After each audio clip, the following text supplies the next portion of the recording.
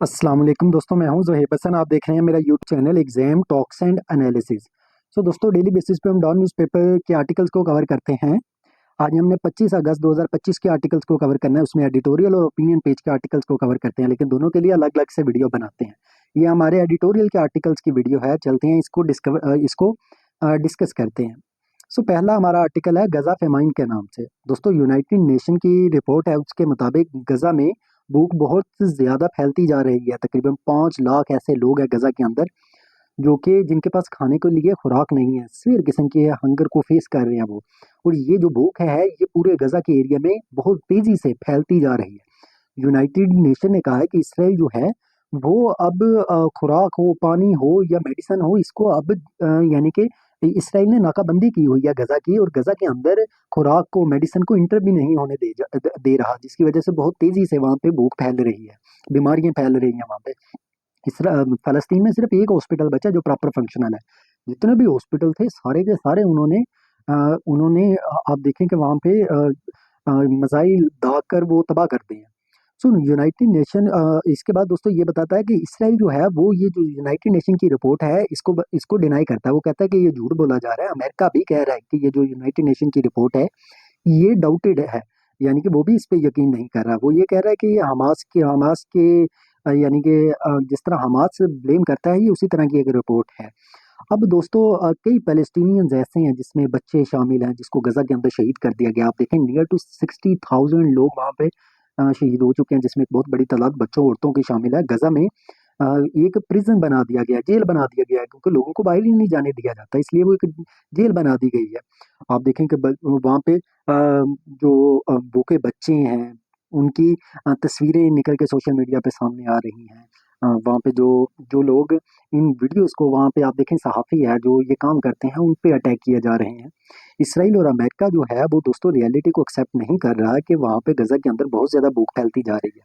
दुनिया जो है वो स्टेटमेंट सिर्फ दे रही है, राइटर कहता कोई एक्शन नहीं ले रही। और आर्टिकल में ये बताया जा रहा है कि इसराइल को जंग को सीज फायर यानी कि करने की ज़रूरत है, जंग को रोकने की ज़रूरत है।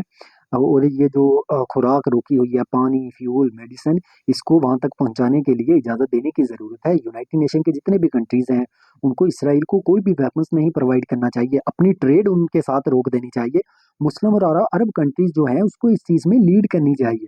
कोई भी बिज़नेस नहीं होना चाहिए इसराइल के साथ जब तक वो वहाँ के लोगों को मारना बंद नहीं कर देता, वहाँ के लोगों को शहीद करना बंद नहीं कर देता। ये सॉल्यूशन दे रहा है राइटर।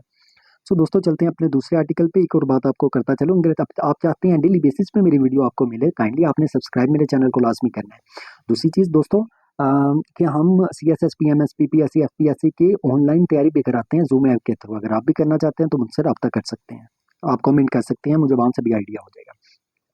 दोस्तों, दूसरा आर्टिकल हमारा सेफ्टी ऐप के जरिए। FIA ने क्या किया, न्यू AI ऐप बनाई है ताकि ह्यूमन स्मगलिंग को रोका जा सके। ह्यूमन स्मगलिंग क्या है कि बच्चों को खरीदा जाता है, खरीद के उन्हें बाहर के मुल्क में बेच दिया जाता है, उनसे फिर इलीगल काम करवाए जाते हैं। अब ये जो एक ऐप बनाई जा रही है, इस ऐप की मदद से उन लोगों को, यानी कि जो स्मगलिंग करते हैं, उनको पकड़ा जाएगा। कैसे, वो आगे डिस्कस करेंगे। इस्लामाबाद एयरपोर्ट में सबसे पहले ये ऐप जो है वहाँ पे इंस्टॉल की जाएगी, वहाँ से इसका काम स्टार्ट किया जाएगा। अब ये ऐप करेगी क्या दोस्तों, ये विक्टिम्स को फाइंड करेगी। आप देखें, जो डेवलप्ड कंट्रीज हैं वो भी इस तरह के AI को यूज़ करके स्मगलिंग को यानी कि रोकते हैं। ये स्मगलर जो है, ये जो विक्टिम्स हैं उनको तलाश करेगी। आप फॉर एग्जांपल उनका जो जितना भी रिकॉर्ड होगा, जब ये ऐप होगी तो जो लोग बाहर जाने लगे होंगे, तो वो इस ऐप के ज़रिए से अंदाज़ा यानी कि ऐप के ज़रिए से बड़ी तेज़ी से पता कर लेंगे कि इन लोगों के जो डॉक्यूमेंट्स हैं वो जाली तो नहीं है, और इन लोगों का माज़ी कैसा रहा है, क्या माज़ी में इस तरह के क्राइम्स में ये मुलव्वस तो नहीं रहे। यानी कि AI के ज़रिए से ये इस तरह की इंफॉर्मेशन जल्दी हासिल कर लेंगे। और इन्हें ये भी पता लग जाएगा कि कौन से ऐसे केसेज़ हैं जो ज़्यादा रिस्की हैं, जिनको जल्दी फौरी तफ्तीश करने की ज़रूरत है। इस तरह से ऐप ये हेल्प करेगी ताकि स्मगलिंग को रोका जा सके। पाकिस्तान में राइटर ये कहता है कुछ प्रॉब्लम्स है। प्रॉब्लम्स ये है, यहाँ पे आप ऐप बना भी लेंगे तो यहाँ पे AI यूज़ कैसे करनी है, ट्रेनिंग नहीं है लोगों की। रिकॉर्ड्स बहुत वीक है, डॉक्यूमेंट्स नहीं होंगे, यहाँ पर करप्शन बहुत ज़्यादा है, बैड प्रैक्टिसेस होती है, पैसे दे के बाहर चले जाएंगे। पुलिस ऑफिसर जो है वो वैसे बहुत ज़्यादा अनएजुकेटेड है। ऐप जो है वो कहता है, राइटर कहता है इस चीज़ के लिए भी आप इस्तेमाल करें ताकि इन्वेस्टिगेशन जो सिस्टम है उसको तेज़ किया जा सके, उसको यानी कि आप उसमें से करप्शन को ख़त्म किया जा सके। इसके अलावा जो कोर्ट के केसेस हैं उनको जल्दी फिनिश किया जा सके। आप देखें कि ऑलमोस्ट मोर देन 56,000 से ज़्यादा मेरे ख्याल में केसेस हैं जो सुप्रीम कोर्ट में पेंडिंग है। सो उनको यानी कि क्विकली केसेस को कवर करने के लिए कोशिश की जा सकती है। अब ये जो राइटर कहता है, ये जो ऐप है दोस्तों, इसकी मदद से आप स्मगलिंग जो माफियाज हैं उनके प्लान्स क्या हैं वो फाइंड कर सकते हो एआई की मदद से।